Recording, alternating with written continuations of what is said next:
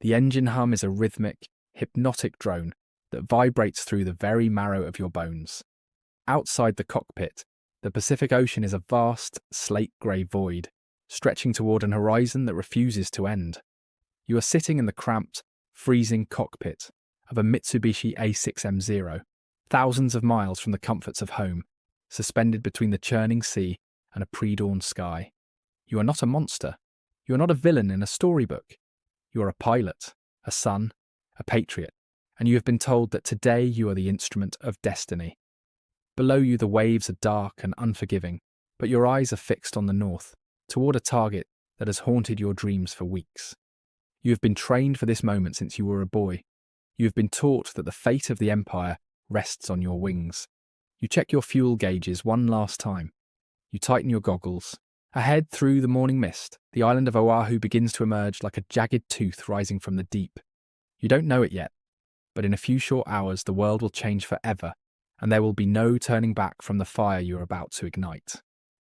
For the men of the Imperial Japanese Navy Air Service, the mission to Pearl Harbor was not a reckless gamble born of madness. It was the culmination of a decade of strategic paranoia, economic strangulation, and a fierce, almost religious belief in their own superiority. To understand the perspective of the pilots who flew into the teeth of the American fleet, you have to shed the hindsight of history. You have to strip away the knowledge of the atomic bomb, the firebombing of Tokyo, and the total collapse of the empire. In December 1941, these men believed they were striking a blow for survival. They were convinced that the United States was a decadent, lazy giant that would eventually crush them if they did not strike first. The preparations were exhaustive, bordering on the fanatical. For months, crews practiced in the shallow waters of Kagoshima Bay, simulating the attack on the American battleships. They had to learn how to drop torpedoes in water that was technically too shallow for them to function properly. They modified the fins, they practiced the low-level approaches, and they became masters of the unexpected. The tension on the carrier decks was palpable, a mixture of nervous adrenaline and the cold, hard certainty of duty. Many of these pilots wrote letters home, tucked into their flight suits, knowing they might never see their families again. They weren't just soldiers. They were part of a ritualistic culture that placed honour above life itself. As the strike force approached the Hawaiian Islands, the silence was absolute. Radio silence was maintained with a discipline that was chilling. Every pilot knew that to break it was to risk the entire operation. They flew through a weather front that threatened to scatter the formation, but they held together, a swarm of steel wasps humming toward a hive that had no idea they were coming. Commander Mitsuo Fuchida, leading the first wave, watched the clouds break. When he saw the coastline of Oahu, he felt a surge of triumph. The surprise was total. The American radar had picked them up, but the warning had been dismissed as a flight of their own incoming B-17s. It was the first of many ironies that would define that Sunday morning. The descent was exhilarating. As the pilots dropped below the cloud layer, the island of Oahu sprawled out beneath them, bathed in the soft golden light of an early December morning. From the air, the harbour looked like a postcard. The battleships were lined up in a neat, orderly row, a sitting duck formation that made the pilots blink in disbelief. It was almost too easy. Fuchida gave the signal. Tora, Tora, Tora, the code word that the secret had been kept, that the element of surprise was theirs. For the dive bombers, the harbour was a tactical puzzle. They were trained to aim for the vitals, the USS Arizona, the USS Oklahoma, the USS West Virginia. These were not just ships, they were the symbols of American naval power. As they peeled off into their dives, the pilots experienced a strange, detached focus. The world narrowed down to the sight through their reticles. The wind rushed past the cockpit as they plummeted toward the harbour floor.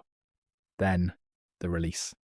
The sensation of the plane lightening, the pull of the G-force as they levelled out, and the roar of the explosion. The destruction was methodical. It was not the chaotic frenzy one might expect. It was a surgical strike designed to cripple the Pacific Fleet so thoroughly that the United States would be forced to negotiate. They targeted the airfields first, knowing that the P-40 Warhawks and the B-17s were the biggest threats to their escape. They strafed the rows of planes parked wingtip to wingtip, turning the airfields into graveyards of aluminum and aviation fuel. The pilots saw the smoke rising, the orange fireballs, the frantic movements of men on the ground. They saw the American sailors running, some still in their pajamas, some trying to man the anti-aircraft guns. There was a peculiar detachment in the cockpit.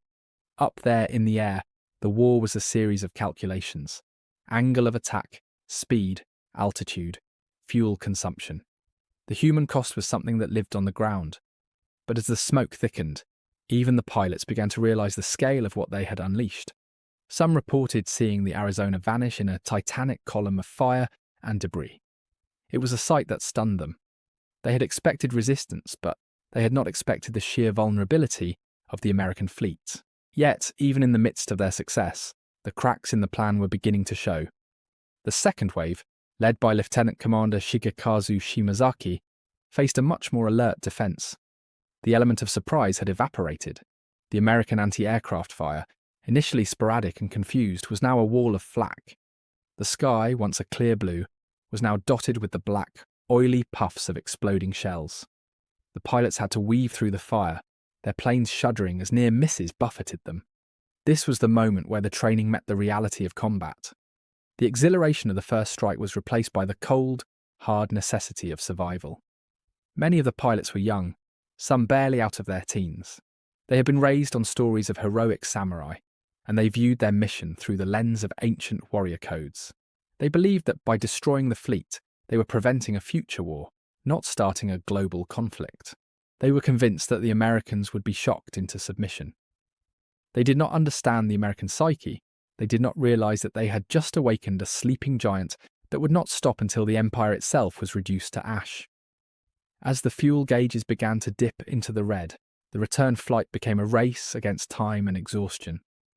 The pilots looked back one last time at the harbour, now a cauldron of black smoke and sinking steel. They felt a sense of professional pride in the carnage they had wrought. They had done their jobs, they had hit the targets, they had survived the flak, and they were heading back to the carriers. But there was also a quiet, gnawing anxiety. The mission had been a success, but the war was only just beginning. Back on the carriers, the mood was a strange mix of celebration and sombre reflection. The pilots were debriefed, their hands still shaking from the adrenaline. They talked about the ships they had hit, the explosions they had witnessed, and the intensity of the anti-aircraft fire. They were treated like heroes, but there was a weight in the room that no one wanted to acknowledge. They had achieved the impossible, but they had also committed an act that would define the rest of their lives. In the days and months that followed, the reality of the war began to set in. The victory at Pearl Harbor was a tactical masterpiece, but it was a strategic failure of epic proportions. It failed to destroy the American aircraft carriers, which were absent from the harbor that day. It failed to destroy the oil storage tanks, which would fuel the American counteroffensive. And most importantly, it failed to break the American spirit. The pilots who flew over Pearl Harbor that day were the elite of the Japanese military. Within a few years, most of them would be dead, lost in the skies over Midway, Guadalcanal, or the Philippines. Looking back, the perspective of the Japanese pilot is a window into the tragedy of the Pacific War. These were men of immense skill, courage, and discipline. But they were sacrificed on the altar of a doomed ideology.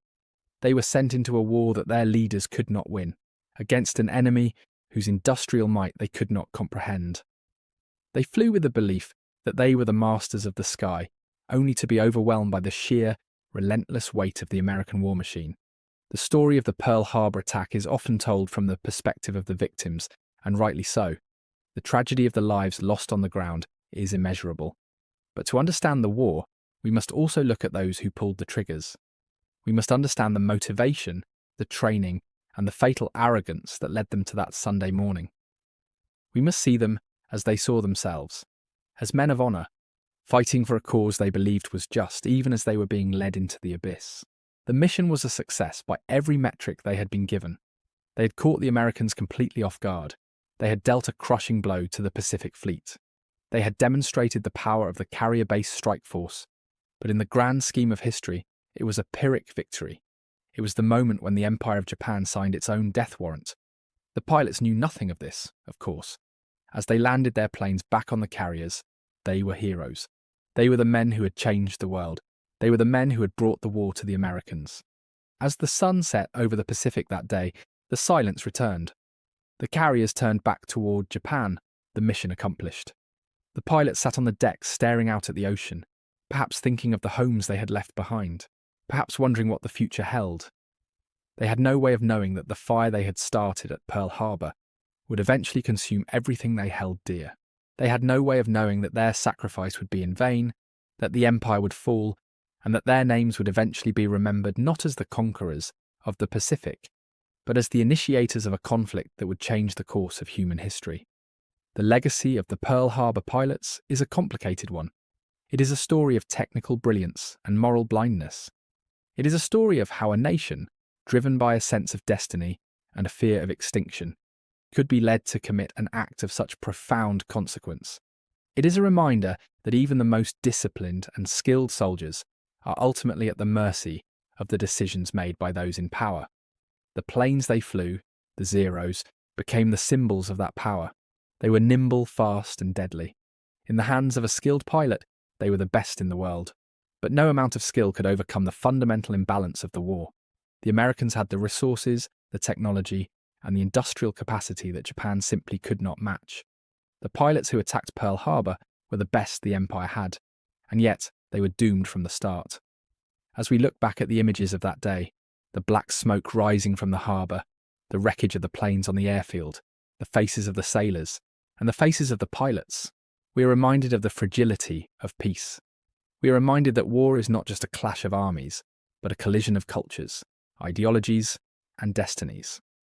The pilots of Pearl Harbor were part of that collision, and their story is an essential part of the tapestry of the Second World War.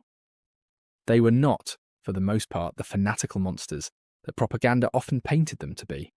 They were men who had been trained to believe that their duty was to serve the emperor and the empire, whatever the cost. They were men who had been raised in a society that valued collective honour over individual life.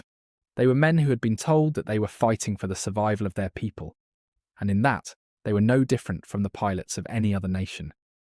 The tragedy is that they were fighting for a cause that was built on a foundation of lies and expansionist ambition. The attack on Pearl Harbor was a masterclass in aerial warfare. It was a perfectly executed, synchronized, and devastating operation. The tactics, the timing, and the coordination were years ahead of their time. It was a moment that proved the supremacy of the aircraft carrier over the battleship. And yet it was a moment that served only to galvanize the American people and set the stage for the total destruction of the Japanese Empire. The pilot's perspective provides a unique insight into the hubris that led to the war. They believed that they could strike a decisive blow and then negotiate from a position of strength. They believed that the Americans would be too demoralized to fight back. They underestimated the resilience of a democracy and the power of a unified nation. They were the victims of their own success, blinded by their own brilliance.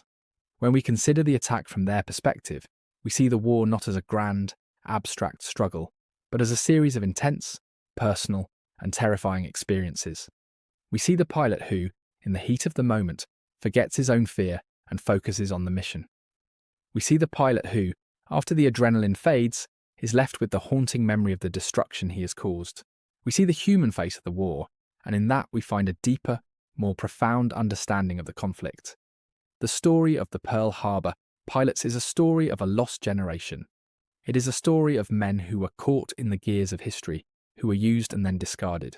It is a story that reminds us of the true cost of war, not just in lives lost, but in the dreams and the futures that were extinguished in the flames of the Pacific. As we conclude this look into the cockpit of the Zero, it is worth reflecting on the lessons of that day. The attack on Pearl Harbor was a turning point, a moment when the world shifted on its axis. It was a day of infamy, yes, but it was also a day of profound human complexity. By looking at it through the eyes of those who flew the planes, we gain a more nuanced, a more complete, and ultimately, a more human understanding of the event. We see the war not just as a series of dates and battles, but as a human experience that touched the lives of everyone involved, from the sailors on the ships to the pilots in the sky. The engine hums, the waves are dark, and the horizon is still endless. The mission is over, the war is underway, and the world will never be the same. The pilots return to their carriers, their duty done, their honour intact, and their future, like the future of the world, shrouded in the smoke of the burning harbour. They were the instruments of history, and their story, for better or for worse, is etched into the very fabric of the 20th century. They were the men of Pearl Harbor, and this is their story, told from the perspective of the sky. The ocean beneath them is no longer the vast, empty void it was hours ago. It is now a graveyard, a silent witness to the carnage they have left behind. They look down at the churned water, the oil slicks spreading like dark bruises on the surface, and they feel the weight of their actions. They were trained to be warriors, but they are also men, and the sight of the destruction they have wrought is something that will stay with them for the rest of their lives. Some will try to forget, to bury the memories under the routine of the war. Others will be haunted by them, the ghosts of the harbour appearing in the quiet moments between the battles. But for now, there is only the flight back to the carriers. There is only the rhythm of the engine, the vibration of the cockpit, and the long, lonely stretch of the ocean. They are heading back to a world that they have already begun to destroy, a world that is rushing headlong into a future of fire and blood. They are the heralds of that future, the ones who open the door to the abyss. And as they fly, they are part of a narrative that is larger than themselves, a story that will be told and retold for generations to come. The legacy of the Pearl Harbor pilots is not just in the ships they sank or the lives they took. It is in the way they forced the world to reckon with the reality of total war. They showed us that the battlefield is not just on the ground or on the sea, but in the air, in the hearts of the people, and in the very foundations of our societies. They were the pioneers of a new, more terrible kind of warfare, and the world is still coming to terms with the consequences of their actions. As we look at the history of the Pacific War, we can see the shadow of Pearl Harbor in every battle, in every firebombing, in every island-hopping campaign. It was the moment that set the tone, the moment that defined the stakes. It was the moment that transformed a regional conflict into a global struggle for survival. And it was all started by a group of men in the cockpits of their Zeros, flying toward an island that they had been told was the key to their future. The story of the Pearl Harbor pilots is a reminder that history is not just made by the leaders and the strategists. It is made by the individuals, the ones who fly the planes, the ones who fire the guns, and the ones who bear the burden of the war. It is a story of human courage, human frailty, and the terrible power of the decisions we make.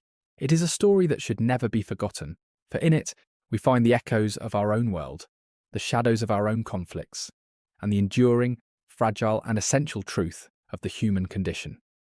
The pilots are back on the deck now. The engines are shut down, the silence is returning, but it is a different kind of silence. It is the silence of the aftermath, the silence of the change. They climb out of their cockpits, their flight suits stained with oil and sweat, their faces drawn and tired. They have done what they were asked to do. They have fulfilled their duty. But as they walk across the deck, they can feel the shift in the air. The world has changed. The war has begun, and there is no going back. They will be sent to other battles, other fronts, other skies. Many of them will never return. They will be lost in the vastness of the Pacific, their stories ending in the fire and the foam. But for this one moment, they are here, alive and together, the men of the Pearl Harbor attack. They are the ones who started it all, the ones who changed the world, and their story, in all its complexity, its tragedy, and its human weight, is a story that belongs to us all. It is a story of the war, a story of the sky, and a story of the men who flew into the fire. The sun is setting, the shadows are lengthening, and the carriers are sailing into the gathering dark. The mission to Pearl Harbor is a memory, a moment in time that will echo through the ages. It is a story of the past, but it is also a story for the present, a warning of what can happen when the world is driven by fear, by pride, and by the belief in the inevitability of war. It is a story that we must continue to tell, not just to remember the past, but to understand the present and to shape the future. The Pearl Harbor attack was not just a military operation. It was a human tragedy, a profound and lasting scar on the face of the world. By looking at it from the perspective of the pilots, we gain a deeper insight into the complexities of the war, the motivations of the participants, and the enduring and often devastating consequences of our actions. We see the war not as a series of events, but as a human experience, a journey that we are all on, and a journey that we must navigate with care, with wisdom, and with a commitment to the values that define our humanity. As we reflect on the story of the Pearl Harbor pilots, we are reminded of the fragility of our peace, the importance of our understanding, and the necessity of our compassion. We are reminded that we are all part of a larger story, a story that is constantly unfolding, a story that is shaped by the choices we make, and a story that we have the power to change. The pilots of Pearl Harbor were the ones who moved the pieces on the board, but we are the ones who have to live with the outcome. And it is up to us to ensure that the lessons of the past are not lost, that the sacrifices of the present are not in vain, and that the promise of the future is something that we can all share, together, in a world that is finally at peace. The story of the Pearl Harbor pilots ends here, but the story of the war, the story of the world and the story of our humanity goes on. It is a story that is still being written, a story that is still being told, and a story that belongs to all of us. And as we look back at the events of that Sunday morning, we can find the strength, the wisdom, and the resolve to build a better future, a future where the lessons of the past are remembered, where the mistakes are not repeated, and where the hope for peace is more than just a dream. It is a future that we can all build together if we have the courage to look at the past, to learn from it, and to move forward with the lessons of the Pearl Harbor pilots and the wisdom of the ages to guide our way. Make sure to like and subscribe for more videos like this.